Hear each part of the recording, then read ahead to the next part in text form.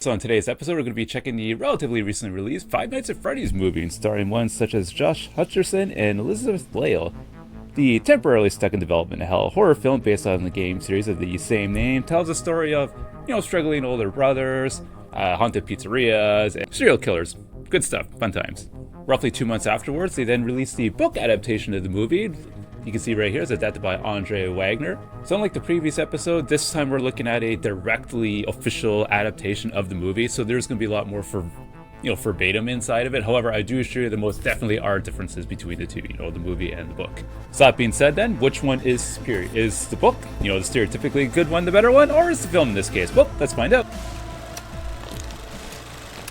So as I've already mentioned previously, the books always have more content in them. This is not a slight against films or anything like that. It's just simply how the mediums work. All right, so is what content was taken or removed or whatever from the film to the book, vice versa, make one or the other better than the other. So in regards to good old Five Nights at Freddy's here, the changes actually start immediately, like right in the intro. In the movie, so you have the nameless, or in the book, named Bob, security guard, getting his, comeuppance from the animatronics. In the book, it talks in detail about him being dragged through the pizzeria by them. He's kind of looking around thinking, trying to come to grips with what's happening to him. And during that, that's when he sees, the picture of the yellow rabbit, and the 5 kids. In the movie, they didn't do that. They skipped all that because they could just simply show the picture in the opening credits montage. Here, I'll quickly read for you so you can see.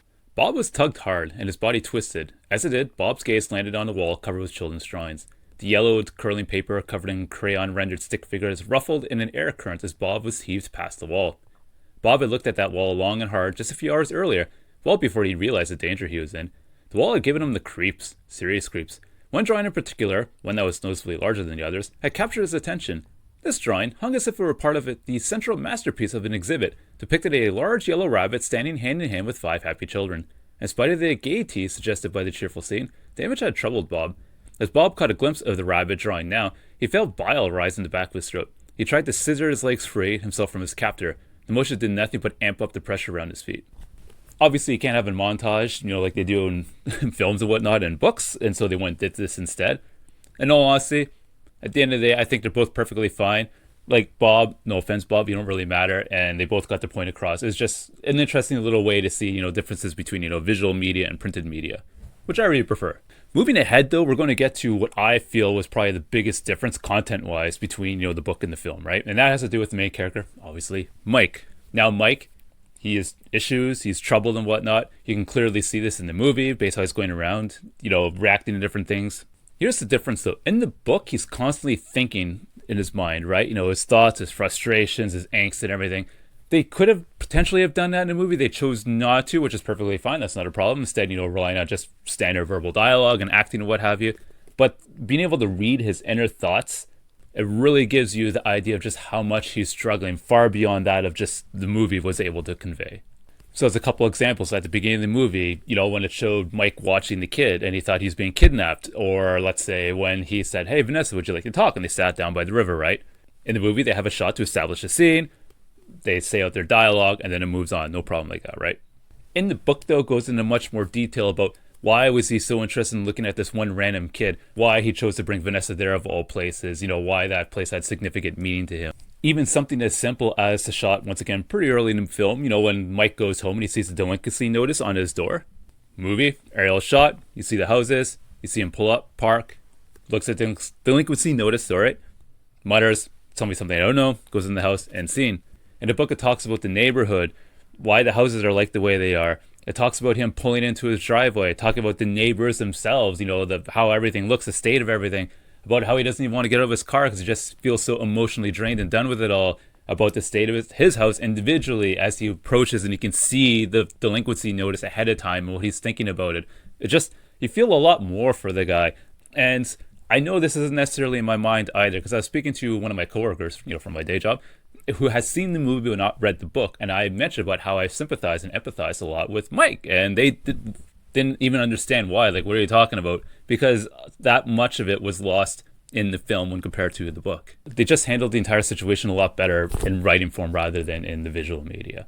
Another thing too is, remember Max? Did you know that Mike actually has the hots for her? As far as I could tell, they didn't really mention too much in the movie. They did in the book though. The only reason why Max was even helping Aunt Jane, spy on Mike was because, like Mike, she just simply needed the money. And then when her brother once suggested, hey, they should toss the place, she was very hesitant, not thinking it was really necessarily the best idea, feeling guilty about it. And then when they did go toss the place, she stayed in the vehicle the whole time. That's why in the movie she wasn't inside right away. No, because she didn't want to have anything to do with it per se. It wasn't until only after an extended period of time went by where she got worried, like her brother's in there, that she very hesitantly tippy-toed in, calling for him, until eventually, she was drawn in and, ended by the animatronics, right? It just lets you know what she's like a lot more. Oh, and by the way, for those of you who may be wondering, that random two other people are with them, they are father and son, just so that you want to know. I could go on for a while, just kind of like nitpicking all the differences, but I'll kind of leave it at that. In a nutshell, basically, it feels more like the book is like character-driven with like a bit of horror thrown in, while the movie is basically kind of like opposite of that.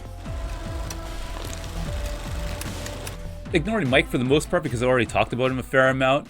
He's just basically just like a lighter version of himself. Abby, she's pretty close to similar in both of them, although she's a bit tougher in the book, I'd argue. Aunt Jane, no. Okay, she's similar as in a lot of her dialogue's the same, and what happens and she does is all the same. However, there's one distinct difference between the two that I feel adds a lot to her character, and it actually involves Mike, not even Aunt Jane herself, right? So remember when they're sitting around talking to the doctor, and then, Jane is like, oh, I'm cried, and she makes reference to how Abby has, mental illness or whatever. They kind of leave it at that in the movie. They didn't say too much else about it. And then Mike later on goes say, oh, she only wants Abby for the monthly paycheck, from the government. In the book, he talks about it a bit more. Apparently, Abby actually has a trust fund under her name, right? And, well, Mike's theorizing, I guess I'll say, that Jane only wants to adopt Abby. So, A, she can get a handle of the money. Like, it's my money now. And then when she has the money, she can then institutionalize Abby because, well, she's mentally ill. And that way then, no kid, free money, she lives the high life. It doesn't actually change anything in the overall story, right? But I just feel that it adds that extra layer of, oh, you're really not a nice person to her character. Like, it wouldn't even taken that much more work for them to put that scene in the movie, but they chose not to for whatever reason. Like, whatever, I guess. But I felt it missed. Vanessa, while she is better explained overall in the book, she's pretty similar with the exception of one scene, which I'll get to later. But I do have to talk about, our old pal Afton, or Raglan, or the Yellow Rat, whatever you want to call the guy, right? So when he is just a government employee, Raglan, he's like identical basically between two versions. Once he puts on the suit, that's when he knows, okay, now there's some changes going on. I felt in the book, he seemed so much more confident and commanding and in charge. He was a lot tougher too. It's just in the book, he seemed so much more, almost, I would say, in regards to Vanessa, kind of bored with her. Like, all right, okay, that's nice, dear. You should be doing this. Just listen to daddy. Bringing up Vanessa again, this is a scene I mentioned earlier, right? So she's basically the same. However, she too is stronger in the book in this sense. So when she finally confronts her dad in the movie, they talk, shoots him once, and then he runs up, stabs, slumps to the ground, right? No, she does a lot more in the book. She actually fights back. She fires off multiple shots. After she's stabbed, she's still bear hugging him, trying to like hold him back from doing anything to Abby. She's trying to do something. She isn't nearly as, I'll hesitantly say, useless in the movie as she is in the book. It's different enough. I'm actually going to read it for you quickly. Hold on. The man in the rabbit suit looked at Vanessa. Now, why don't you put that silly thing away and help Daddy clean up the mess you made? He took a step toward Vanessa. We both know you won't actually use. The sound of the shot made Abby's pencil scoot across the page in a jagged line. The point of the pencil gouged the paper. Abby ignored both the line and the hole in the paper as she kept drawing. At the same time, she saw the man kind of jump backward. He looked down at his shoulder. Abby could see that Vanessa's bullet put a hole in the rabbit suit and the man. The man didn't seem to be bothered by the bullet, but he was angry. Abby could tell. The man snarled at Vanessa and put his rabbit head back on, then he charged toward her. Abby wasn't startled by the next 3 times the gun fired. She knew she didn't have much time, and she forced herself to keep trying, even as she watched Vanessa's shot go past the rabbit. Vanessa was shaking too much to aim right, Abby thought, and that's why the man in the rabbit suit was able to reach Vanessa, who grabbed her by the throat. He had one job, the rabbit said, keep him in the dark and kill him if he found out too much. Vanessa spit in her dad's face. That's 2 jobs, she said. You tell him, Abby thought, still drawing. Shut up, the yellow rabbit screamed. At the same time, he shoved a big, awful knife into Vanessa's stomach. Abby felt her own stomach get real tight, and she felt like she was going to throw up, but she didn't. She kept drawing. The rabbit dug his fingers tighter around Vanessa's throat and lifted her up. Vanessa's feet flopped in the air several inches above the floor. Abby screwed up her face. Abby was so scared for Vanessa that Abby thought she could feel icky rabbit fingers wrapped around her own neck, but she kept drawing. Vanessa clawed at her dad's chokehold. She tore at her dad's hand, but he didn't let go. As she fought, Vanessa looked toward Mike. Abby shot a glance at her brother too. Her pencil made one last mark on the pad. Freddy and Bonnie had almost reached Mike. Time to go. Abby got up and ran. Vanessa was again staring into the evil rabbit's eyes. The rabbit, still choking Vanessa with one hand, was totally focused on her and didn't see Abby at first, but Vanessa did, and she smiled. Abby ran towards the wall of pictures, her drawing flapping like bird's wings in her hand. "No," the man yelled in the rabbit suit. Uh-oh, he'd seen Abby. Abby flicked a look at the rabbit, but she didn't slow down. Not even when the rabbit let go of Vanessa's neck and turned toward her. "Stop," Vanessa shouted. Abby knew Vanessa wasn't talking to her, but Abby's steps faltered when she saw that Vanessa had dropped her hands. Vanessa was gripping the blade of the knife, which was sticking out of her stomach. The rabbit still had one of his hands on the other hand of the knife. The rabbit looked down, grunting. He tried to tug the knife out of Vanessa's belly, but Vanessa wouldn't let go. Abby could see that Vanessa was hurting bad. Vanessa's face was really white, and it was all twisted up, but she still managed to say in a gasp, "I won't let you hurt her too." So as you can see, there's actually like a pretty dramatic difference between the film and the book in that case, right? It just adds a lot more towards, building the world around them and the characters. And then going on past that, like the final scene where, the animatronics turn against Afton finally, after Abby puts a picture up and everything like that. When Afton is talking to the animatronics in the book, he's almost like a bully to them. Like, once again, very loud, like commanding them, "Get back in line, don't question me, you do as I say." I felt in the movie, though, he almost had like a tinge of like desperation, like, "Oh, you have to do what I'm telling you to do, oh no."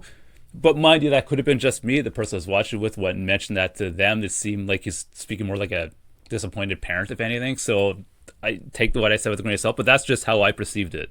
It just seemed more threatening in the book. Not to say he wasn't threatening in the movie. Like, of course he was, right? It's just even more so in the book. And the idea that in the book, he didn't hurt anybody unless he was fully suited up, right? In the movie, they didn't do that. He didn't put the head back on until, he was basically getting killed by the spring locks. And the idea that he took the time to put the helmet, or the headpiece, whatever you want to call it, back on before charging Vanessa, I felt painted an interesting point about like his psyche and himself as a character. He was much more of somebody I would rather not be around in the book than he was in the movie.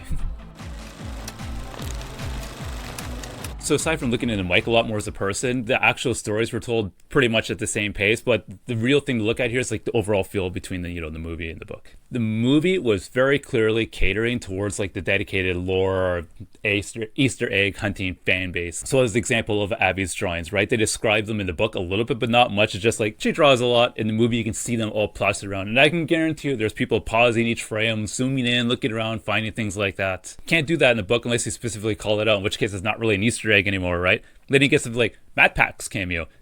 It was word for word the same thing in the book, but because I could see Matt Pat, hey, it's Matt Pat, in the restaurant scene, that's what made it fun and interesting.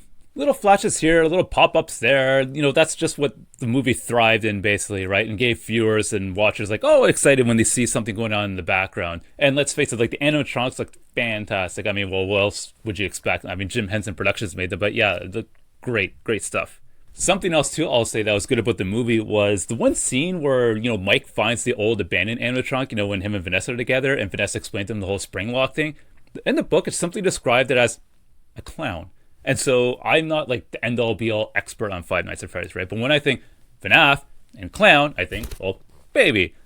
And I assumed it was baby. It wasn't until I saw it in the movie like, oh wait, hold on, that's not baby, it's just like a random clown. And so I was actually corrected. And I was only corrected because I was able to see it on a visual media.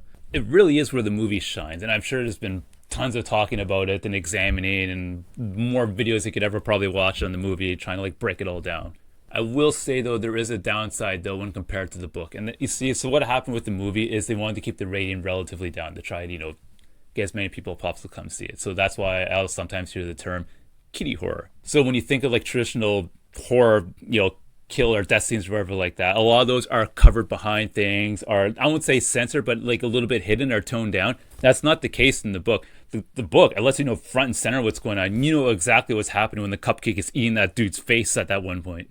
Not only that, but a couple of the scenes, when Mike's streaming, you have the 5 ghost kids running around. I felt they looked a little bit silly almost in the movie, but not so in the book because I read what happened and the power of my imagination, magicked up would look neat to me. And so that wasn't an issue anymore. Another thing too is with, the final flight, when Vanessa, Mike, and Abby are leaving, as Afton's getting dragged away. It seemed a lot more dire in the book based on how much more severely wounded they were when compared to the movie.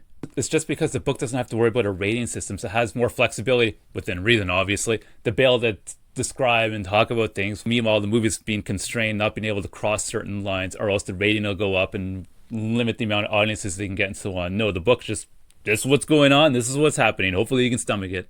So putting all that together, which one is better? Well, after consuming both medias, the book and the movie, and thinking about it, meditating on it a little bit, I can say unquestionably so for the rest of all eternity that the best one between the two is, in fact, gotta give it to the book. I'm sorry, but just getting into Mike's world more and having like a more stronger, more confident and in charge style William Afton, and not having to worry about, appeasing censors or anything like that. It just puts the book into a better spot for me. Now, I do know there will be some people out there who will be like, no, the film is better because it's about Easter eggs and, trying to put together the puzzle. And that's fine. If that's what you like, that's great. However, if you're looking at this strictly from a storytelling perspective, the book is the superior one. Thanks for watching.